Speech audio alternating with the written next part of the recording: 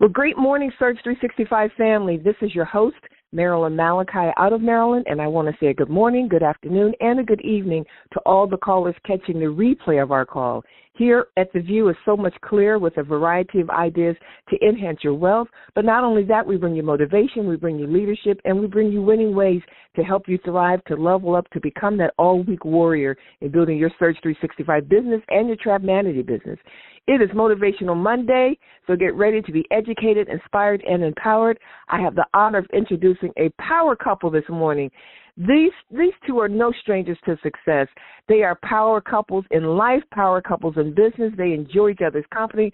They are one of the founders of our company, multiple $1,000 bonus earners, love to have fun, knows 100% about our industry. They love going on bus trips and love helping people. Help me welcome to the line Ken and Cynthia Reed, and their title is It's a Jungle Out There. Ken and Cynthia Reed, welcome to Motivational Monday. Well, I thank you, Marilyn. We just want to first of all say that we really appreciate you and all you do to, once again, just share each day with the team. And so, Cynthia? Hey, y'all. How you doing? Hope you had a nice weekend. Our weekend lasted about 11 days in Las Vegas, okay? And I'm telling you, when you hit that 7-0 mark in life, you can't do it like you used to when you were 35, you know. So it was, I'm telling you, when we said it's a jungle out there, it seemed to be so fitting with the things that we had looked at. I mean, we literally just got back. I was thinking, and I was waking up somewhere, you know, in Spring Valley, on a 3-hour time difference. The whole thing, it just kind of plays with your mind that, yes, we are in Yorktown, Indiana. I had to remind myself, okay, yep, where are we at? We in Yorktown. But to go through the experience of travel, we're going to talk a little bit about that, not a whole lot, but we're going to talk about business, different personalities you run into in business. Like, you go out to Fremont Street, I love history and museum-type stuff.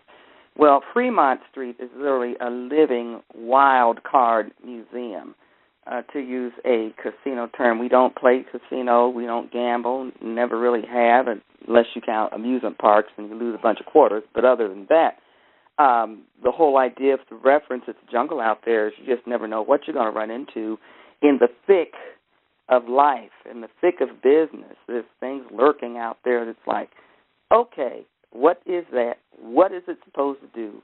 Why is it acting the way it's acting? I mean, it was Las Vegas, right? Okay?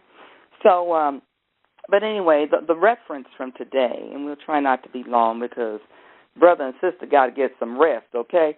The whole reference is coming from a website called moneycontrol.com.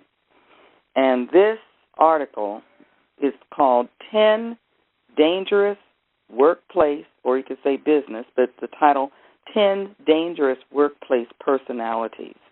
How to spot them and coexist. Not survive, coexist.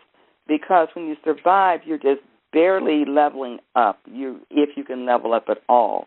You're on the struggle bus in your brain. You're just trying to not get eaten, like if you're an antelope in business and there's some ferocious lions out there, there's sharks in the water looking for blood.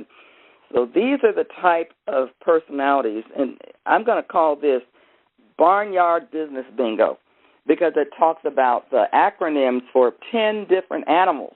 Again, we were in Las Vegas. It's a little crazy out there.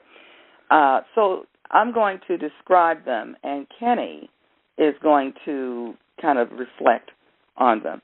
So let's talk about being in the zoo, the management zoo. Okay, first little animal is the dodo. The dodo, D-O-D-O, which stands for dangerous, outdated opinions. I want to say it again. We're going to run into some dodos. We may have been some dodos ourselves in the business and life walking journey. But the dangerous, outdated opinions of people. Kenny, let's reflect on that. Why is that dangerous to deal with?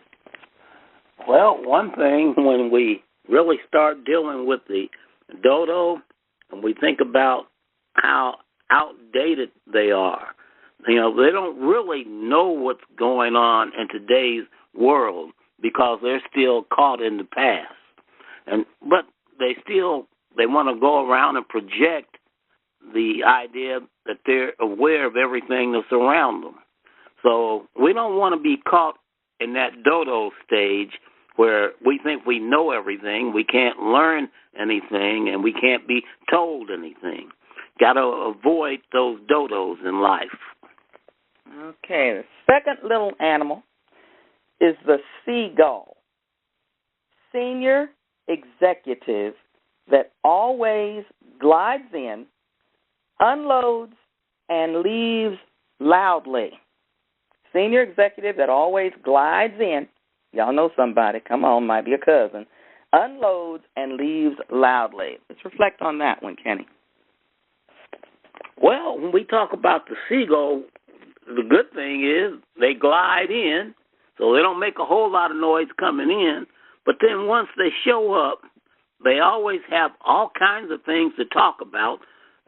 They really want to sort of be the center of attention or attraction, and they want to share information and just drop things, not going to really go into detail about anything, how we can improve or how things need to be changed or any ideas or suggestions, but they want to also make sure that you know when they're leaving. They're going to make a lot of noise when they're going. Hey, glad I got a chance to come in and talk to you, share this with you. Hey, I got to go.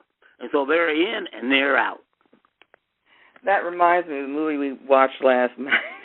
It's old school, The Last Dragon. If you all have not seen The Last Dragon, it's an 80s cult-type film. Bruce Lee, all that type kung fu fighting, okay? And the brother Bruce Leroy was looking for the glow, all right? And he really had it in him all along.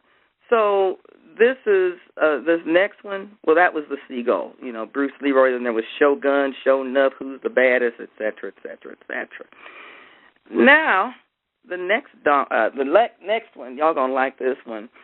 You could use an acronym or a different synonym for donkey. First word would be Jack. You can fill in the other one. The donkey, data only. No knowledge, expertise, or why. They're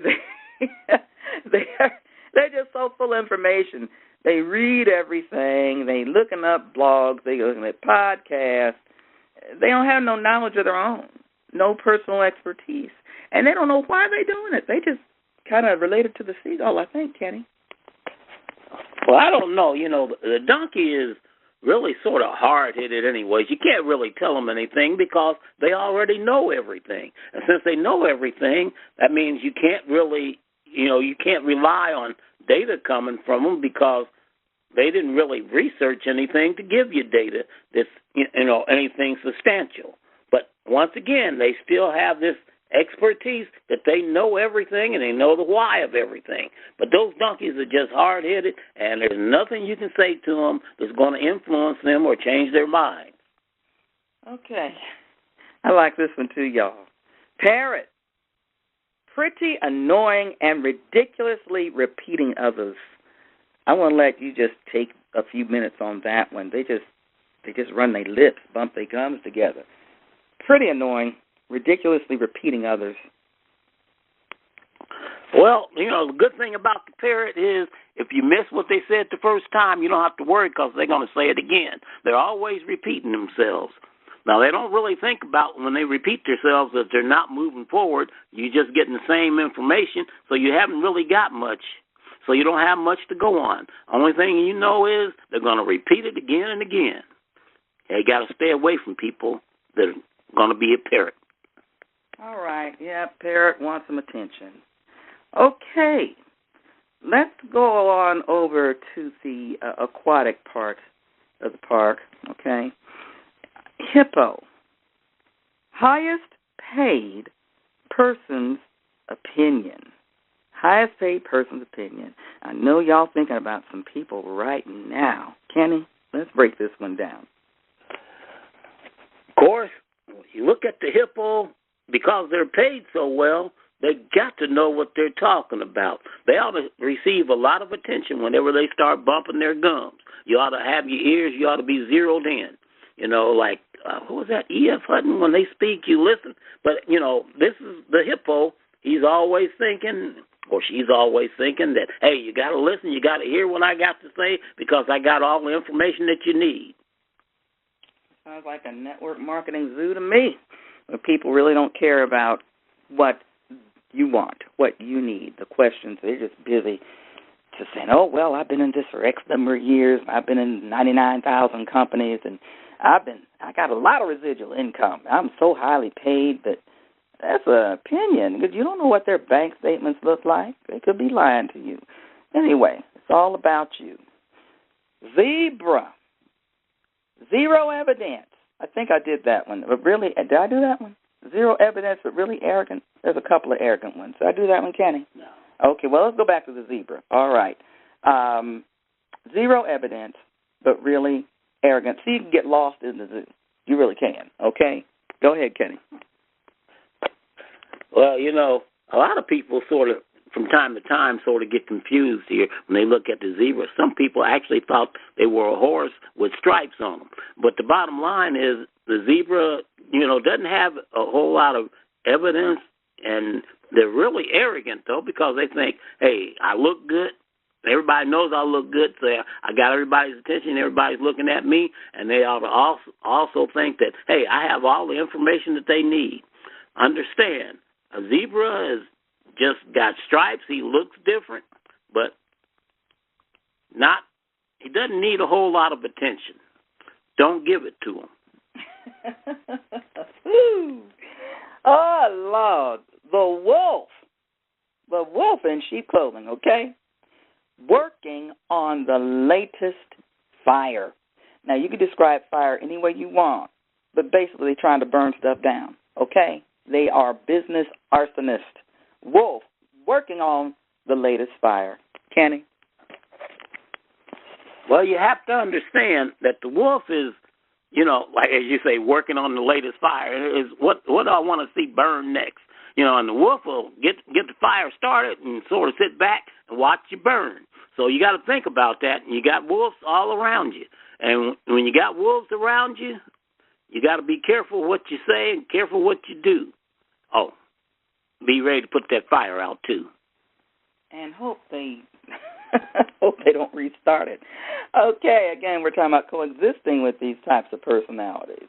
And people can change. Jesus loved everybody, but sometimes people just don't catch a clue. All right, the next one, the rhino. Now, those of you all who used to be in Amway, a lot of us used to. There was that rhino cheer song. What I don't even remember. It's been so long ago for us. Stop a rhino. Nothing gonna stop the rhino. But guess what the rhino means, y'all? Really here, in name only. They're pew warmers. They're bench warmers. They just sitting around watching stuff burn. You know, the wolf is like, say, okay, I done set it on fire. What you going to do? Rhino said, I don't know. Okay. But you got to know, when it comes to the rhino, nothing's going to stop the rhino because the rhino is going to do what the rhino does. The rhino doesn't necessarily listen to anybody. The rhino doesn't actually solve any problems. The rhino is really not a team person. You know, but nothing's going to stop the rhino because they're going to be who they are, unstoppable. Yeah, think about losing sleep at Amway meetings, too. Okay, these last two, I'm going to end with the most dangerous one. In fact, one actually eats the other one, okay? Let's talk about the mouse. The mouse is someone who has muddled opinions, usually swayed easily. Like all those people we had to keep telling no to, talking about, you want to buy a timeshare? No. Muddled opinions, usually very easily swayed. Kenny?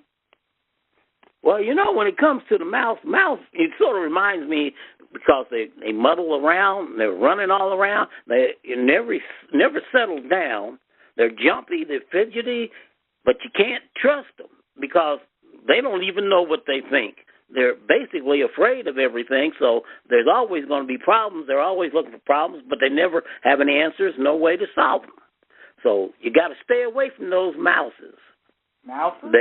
A mouse is a mouse. They're all in the house, but don't worry about it. Just stay away from them. Well, they're not in our house, praise the Lord. But, mouses, mice, there's a book that comes to mind. I don't know where it is. I had it a long time ago. Who Moved My Cheese? Y'all get that book, dust it off, find it on Amazon used. It's an excellent book, Who Moved My Cheese? Because in 2025, the cheese is going to change flavor, okay? And guess who eats the mouse? The viper. We left that one for last because they sneaky, they quiet, they dangerous, they can choke you if they want to, but that's a python. They'll just kill you by smothering you. Viper, vindictive person, endangering results. Now you can say, okay, we got this project going, but the viper is just sitting around waiting to stick its little poisonous fangs in the results to say, I told you it wasn't going to work. You got to understand those vipers because they're sneaky. They make you think everything's good, but they're always just waiting to find a way to, just sort of throw a wrench in the middle of everything. Just knock everything off so everything's out of gear.